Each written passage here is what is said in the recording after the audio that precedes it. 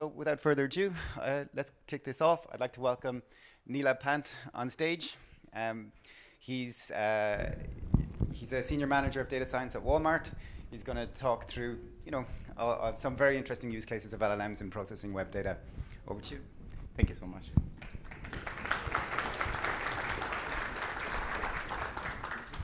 I think my mic should be good, right? Yeah, okay. Thank you. Hello, everybody. Good morning. Thank you for joining this session today with me and everybody else.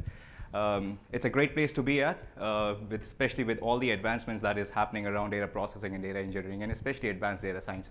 I think today's topic, including all other topics, is just going to be a good combination to learn a lot of new things. So welcome to the first topic, and the title of the topic is Harnessing Large Language Models for Data Processing and Data Engineering for Advanced Data Science. My name is Neelabh Pant. My name is Neelabh Pant. I'm a senior manager at Walmart. I'm dealing with a team of almost 10 to 15 data scientists, and we are a core Gen AI team.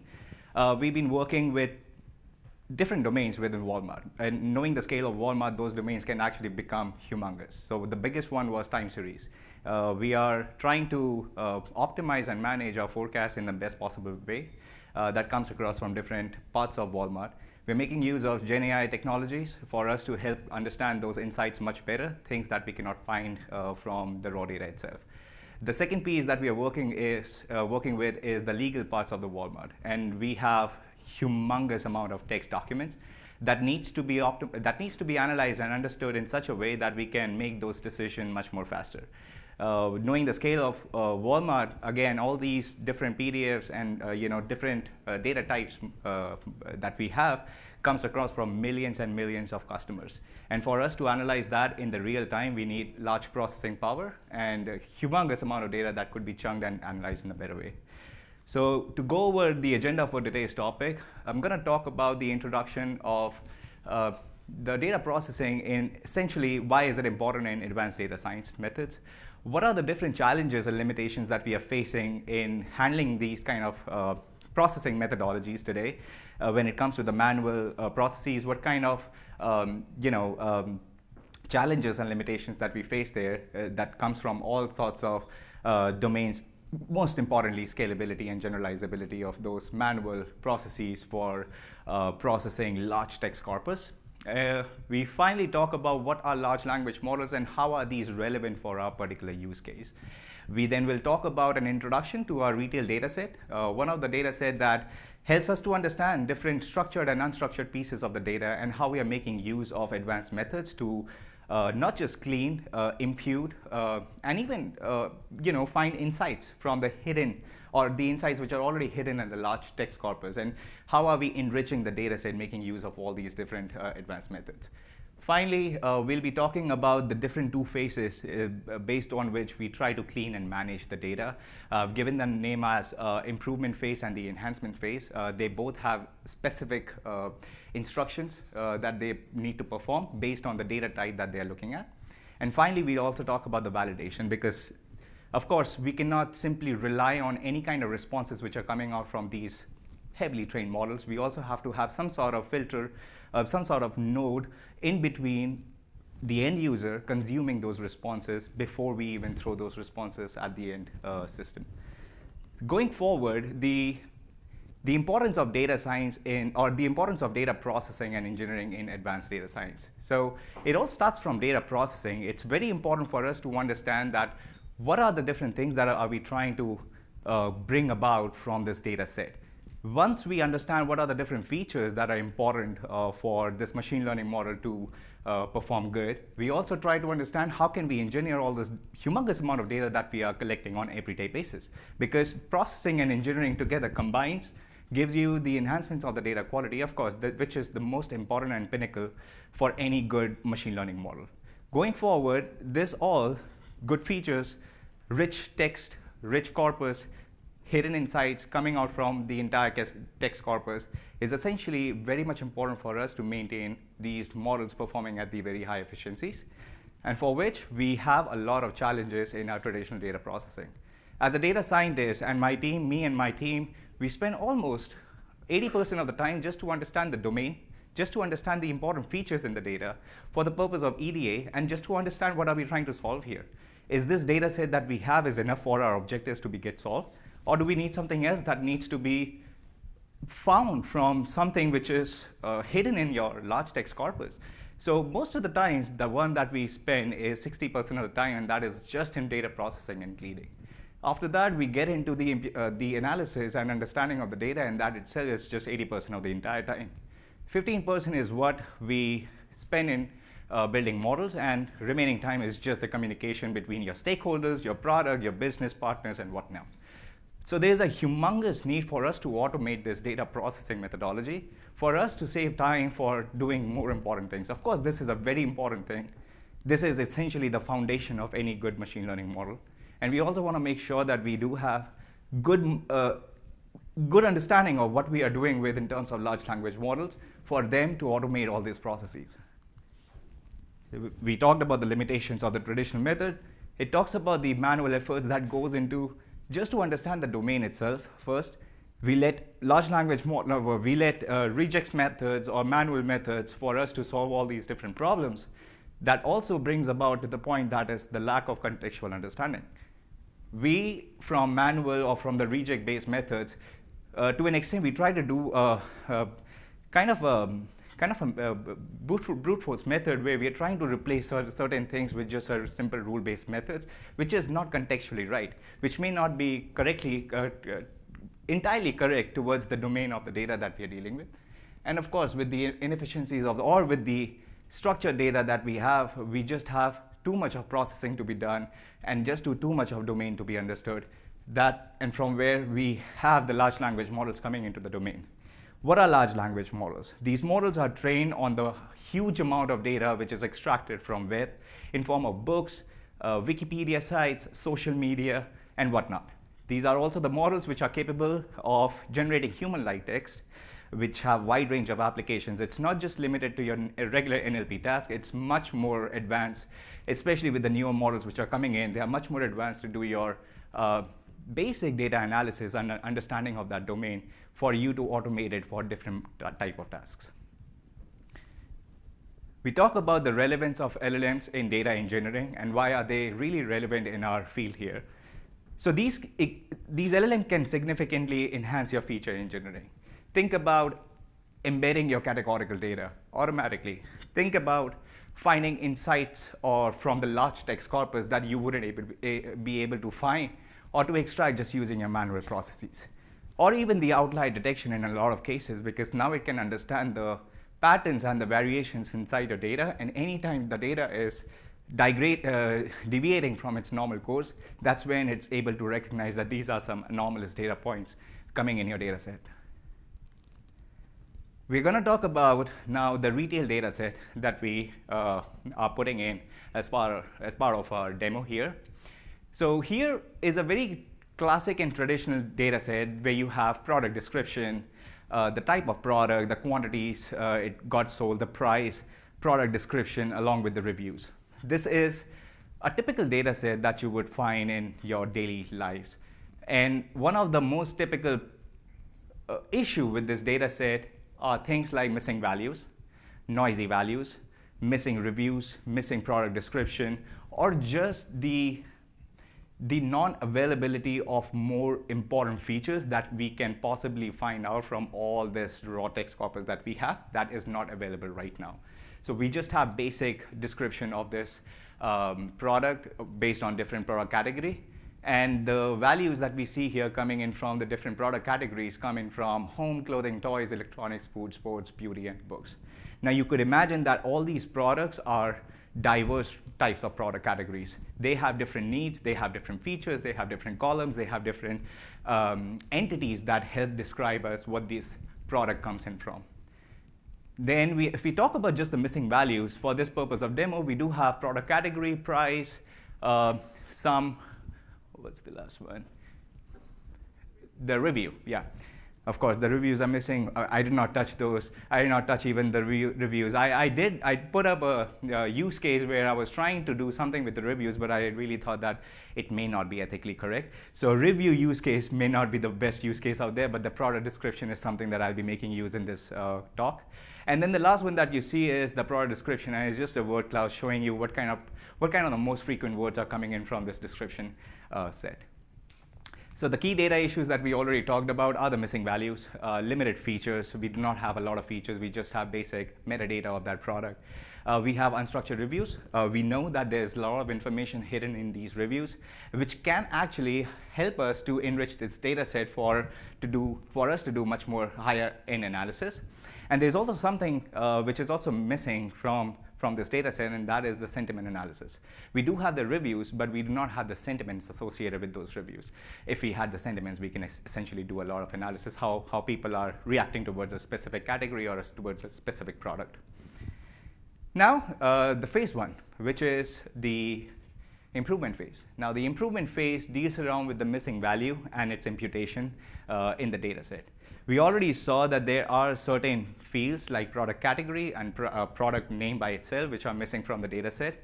So what we do, we start with loading the data set.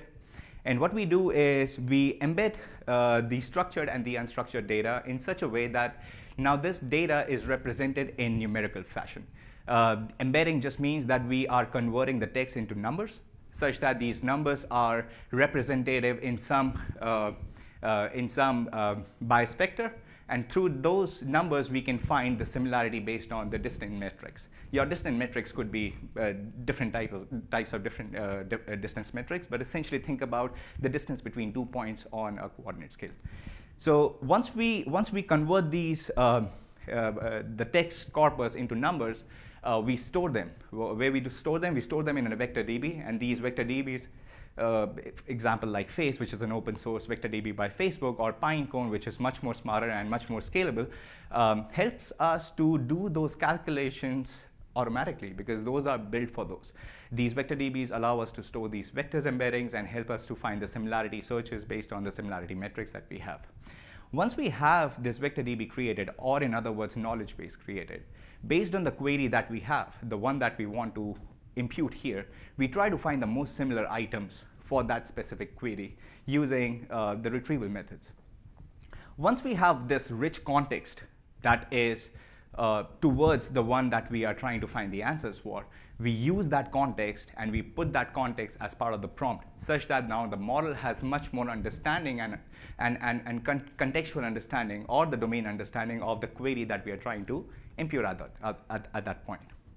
We call the GPD for the clean value. Essentially, we call out of the entire method, here is the generation happening. We collected all the context. We had the query. We put it in a prompt, and we send it to the LLM for it to get the response. We get the response as whatever the objective was. In this case, just like the way I explained, we start with a query out there. We put it in an embedding. We retrieve similar items. All that goes into a context. That context becomes as an entire prompt, goes to the model, and gets the value back. So some of the examples here, in first case, missing categories. So here, the problem was we have the entire data set, but what we don't have is the category that this product, which is biography, belongs to, for which I generated the embeddings. I put it in a vector database. I wanted to find the similar looking items. What I found was 3 most similar looking items which were used as a context. Now, this context had everything that belonged to this category, but along with that, we have the category for each of these contexts, which essentially comes out as a response from the model, because the model now thinks that this query is the most closest to the one that is presented as part of the context, and the correct output should be box. Similarly, for the description, we were missing a lot of description from a lot of product categories, just like the way we use the method for imputing the methods, imputing the categories. We also provided a bunch of context that was only from that specific category. Also, in other words, the semantic or the similarity search was able to find the most relevant documents which were used as a context, and as part of the output, we were able to impute the description for the product that were before not available. The second piece that we talk about, which is much more interesting than just missing values, is also to enrich this data set and to find some meaningful insights from the text corpus, which already is hidden out there. In this case, what we do is we start by identifying the key features to extract. Now, if you would remember, I already talked about that there are diverse ranges or diverse kind of product categories in our data set. Clothing, books, electronics, food, home. All these have different features altogether. We cannot just make one size fits all kind of a situation here. So we really have to be very mindful how we are identifying these key entities coming in from different categories. So brand, color, size, material, and price would be something which would have a common or would be common features across all the different categories. However, categories like clothes will only have things like color, material, size. Electronics may have things like display size, RAM, storage, and whatnot. So we really have to be careful at the time when we were constructing this logic for different category types. We then define the logic, just like the way I mentioned. For different category types, we really have to create and curate different types of prompts, which will allow the LLM to understand the context better. We then go into the category-specific prompts for feature extraction. So just like the way I said, all these different categories are being engineered the way we want what kind of features these categories should have along with them. Along with that, we are parsing those features into the column. So once we have all this context, once we are running it through the RAG, we are getting the similar context back. Those similar context is fed into the prompt in such a way that the model is now able to capture the most important information along with the prompt and the context which is given to the model. To show an example out here, on the left-hand side where we have the raw data, we have clothing, electronics, food, books, kind of a category with product description and review. What I did was I made use of the product description and the review together as part of the context for the model to understand what category it comes from and what kind of features it needs to be extracting. It needs to be extracting. So we already know that we had the product category, clothing, jacket, just a description and review. Now we have more important features which initially were hidden just in the description and the review, now are coming as a structured field that you can possibly use for your other analysis and your other modeling methods. So one thing that I was doing at the time when I was creating this demo was I just did not try the methods that I have presented here, but there were other methods that I was trying by making use of manual regex methods, few short methods, the one that I just talked about, RAGs, and the RAGs plus agents. But so far it looks like that the RAG is the one which is sitting at the sweet spot, where it's not taking a lot of cost, it's not taking a lot of time, but also is giving us pretty approximate, accurate results. And then the one thing that I really want to talk about is the validation and how important the validation comes in any use case that we are putting. So we always make sure, at least at Walmart, we always make sure for any use case that we are trying to put together right now, has a lot of dependencies on the Gen AI methodologies that we have. We cannot simply take the results as is and give it to our customers to utilize them as is. We really have to have some sort of validation factors and filters kept in between. There are a lot of validation rules which are coming in from the Gen AI side itself. One of the framework is called RAGAS. And so keeping that validation from the Gen AI and also having a human in the loop, which is now, essentially is vigilant about what kind of responses are we getting back. Are these responses useful for the end user? And if not, what kind of feedback can we generate from the human in the loop out there? That feedback is the most important piece out there because that feedback will help us to optimize this model going forward more. And finally, I just want to talk about why do really RAG plus agents can actually be helpful to you. Probably in this example, the cost with the agents may have gone a little high, but if you essentially talk about the scalability, these agents will help you or will come in the most help in terms of building a scalable system which is much more controlled in the fashion that you have the entire orchestration in front of you. I did not put a lot of talks around how agents would come in place because that was not the topic of my talk, but really with the use of the agents, something that I have personally seen is the scale at which the automation is done becomes much more easier, becomes much more controllable. You have much more control over the different bots that are going in for different types of things that you're trying to do. Right now, in our example, we were trying to clean the data from 2 different faces. Those 2 different faces itself had a different types of instruction sets that were given to the model. All that phases and instruction set can actually be combined together, or can actually be put together as form of the bots, which are much more controllable in nature, because now you can control on the instructions and the directions that each of these agents are going to take control over. Thank you so much for listening in, and I'm open for any questions that you may have.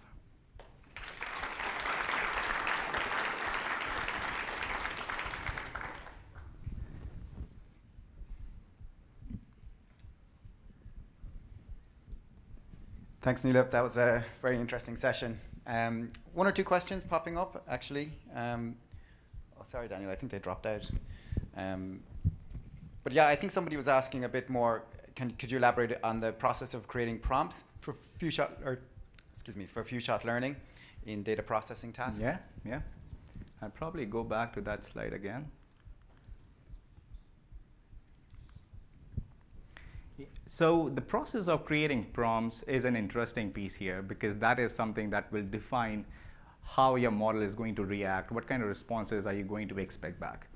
In terms of creating the prompts, we really have to engineer the prompt based on the category itself. So now you really have to first identify what are the different unique categories that you have in your model, at least in this data set, or what different types of categories unique that you have in your data set.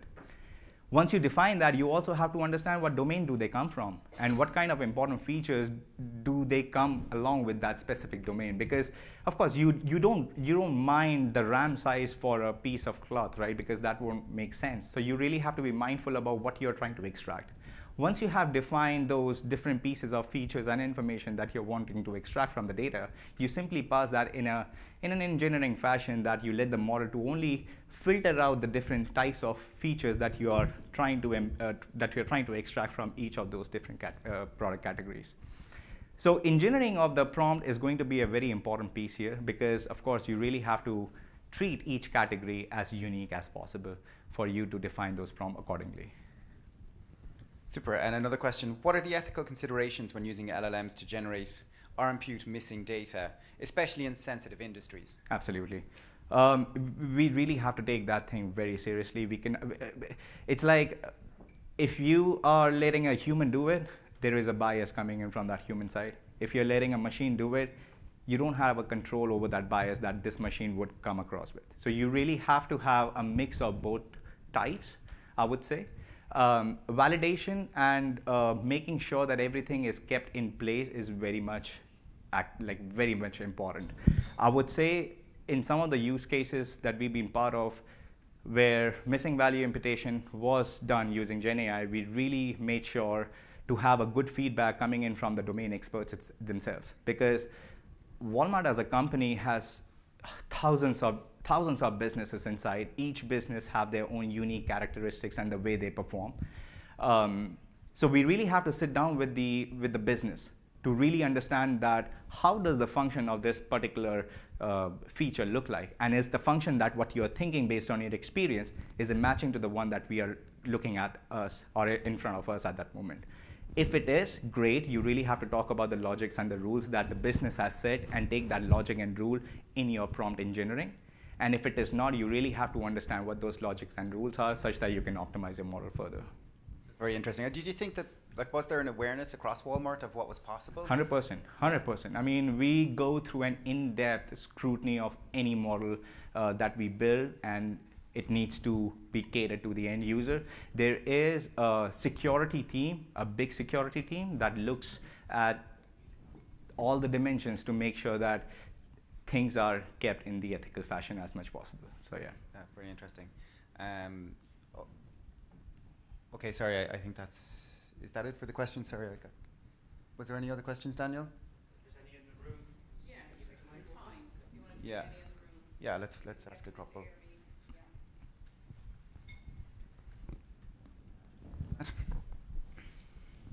Thanks. Two things. One administrative thing. Where is the online place where people are submitting questions?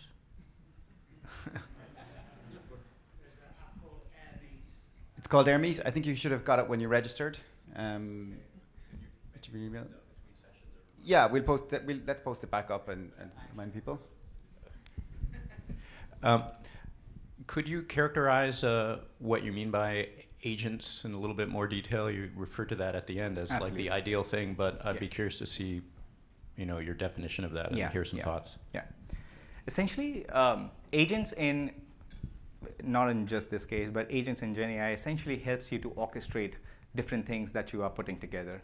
Maybe they could be a workflow that goes through a, in a linear fashion, right?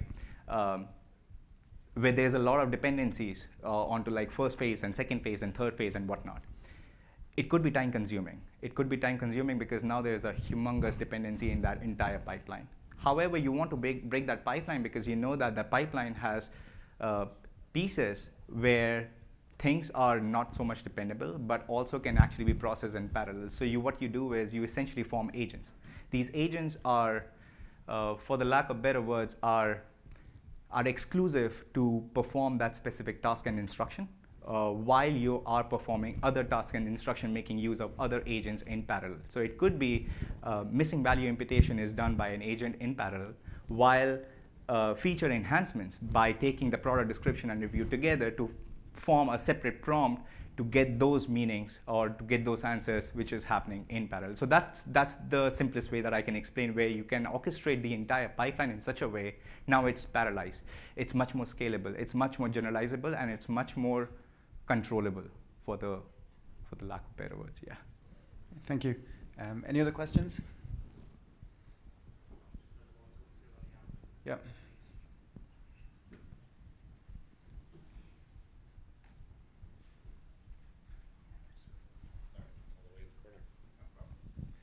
Great presentation.